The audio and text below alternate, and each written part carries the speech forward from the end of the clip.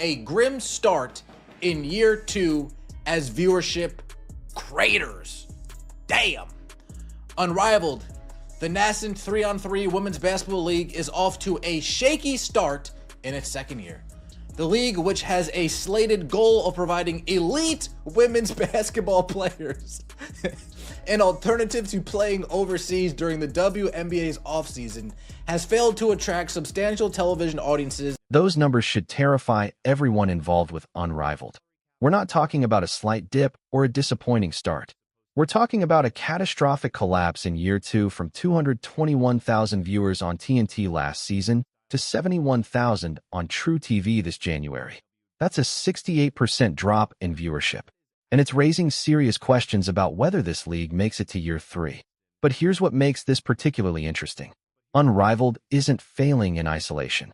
This is happening while the WNBA is trying to negotiate a completely restructured season. Music, while Project B is making announcements about international tournaments, and while Warner Bros. Discovery is literally up for sale. So, let's connect these dots, because what's happening right now could reshape the entire landscape of women's basketball. Let's go to the part we all want to know. Quote, "We're building Unrivaled for the long game, and we're confident in our outlook, keeping in mind the same core principles and goals we set forth when establishing the league," Unrivaled CEO Alex Bezel told Front Office Sports. "We're proud of the product we're putting on the court each week and are going to continue growing our audience while showcasing the best women's basketball players in the world. Leagues aren't built overnight." The best That clip he just mentioned, the mist and the breeze going 1 for 26 from three-point range. That's not just a bad shooting night. That's a fundamental product quality issue. And when your CEO comes out and says, "We're proud of the product we're putting on the court," while Twitter is filled with blooper reels of players falling over each other and missing wide-open shots, you've got a credibility problem.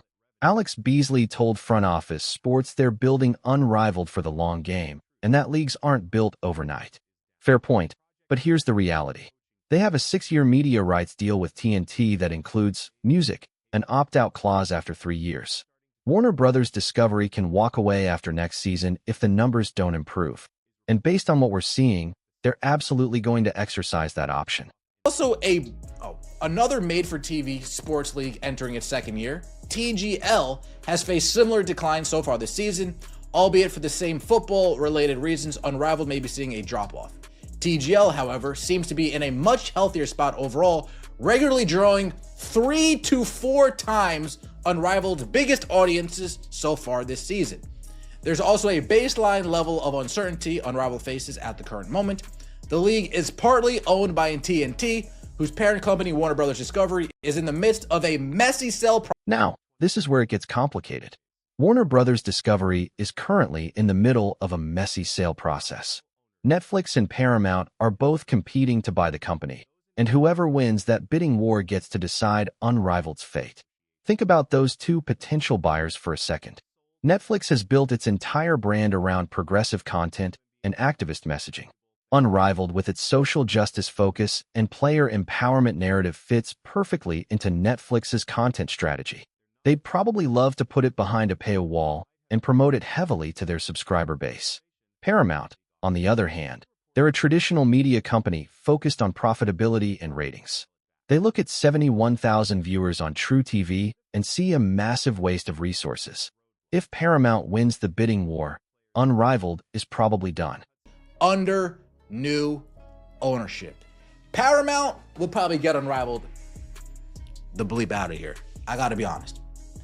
Paramount would most likely get Unrivaled the bleep out of here.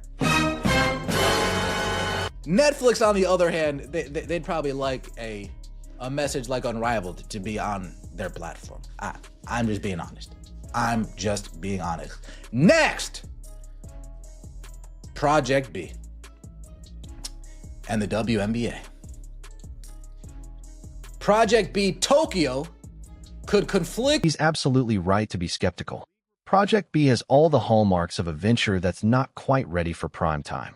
They announced a few players back in December, went completely silent for weeks, then suddenly dropped this Tokyo tournament announcement with dates that directly conflict with the proposed WNBA schedule. Here's what we know. Project B is planning their Tokyo stop from March 26th through April 4th. That's a 10-day tournament.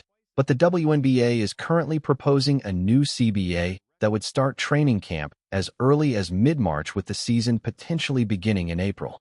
The math, music, doesn't work. And this raises an obvious question.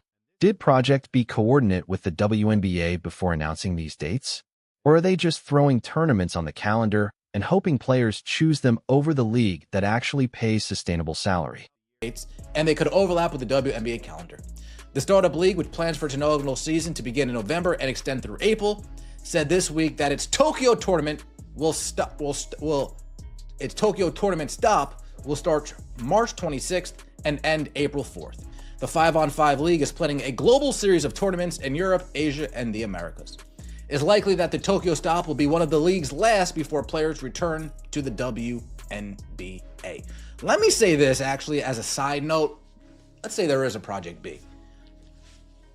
Nothing would make me happier than the WNBA owner saying, oh yeah, you're in Project B, you can't come over here late. You can play in Project B, but you're going to be here for the start of the season. Or you're going to have to wait a grace period like all the other overseas players need to wait before you join your team. This is the core tension that nobody wants to talk about publicly. The WNBA Players Association submitted a proposal just before Christmas asking for a $10.5 million salary cap and roughly 30% of league gross revenue. That proposal would fundamentally transform player compensation in the league. But here's the catch. To generate the revenue needed to support those salaries, the WNBA needs to expand the season. Music. The league is proposing an increase from 44 games to between 50 and 54 games. More games means more broadcast inventory, which means more media rights revenue, which theoretically supports higher player salaries. The problem, more games, music, means a longer season, and a longer season means less time of players to compete in leagues like Unrivaled or Project B. This isn't just about scheduling conflicts.